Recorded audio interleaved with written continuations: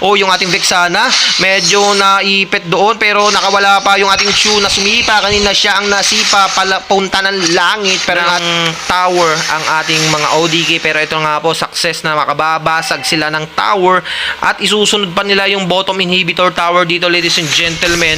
Ito na ang balagbagan, yung Lord buhay pa, yung ating Circling Eagle ikinasa pero umalis lang siya doon para hindi nga po siya maburst. Pumasok na si Dre dito, Circling Eagle, ando doon na rin yung Avatar of Guardian, palayo, walang tinamaan dito. Yung Giri will fall down at medyo nahuhuli rito yung ating Gatot, tumalon nga pero siya ang namatay doon. Masi will fall down, dalawa ang bagsak sa side ng mga gamer pack at eto na rin, medyo maiiwan pa rito ang isang Daisukean ay tumba na rin at gusto nata nilang i-wipe out ang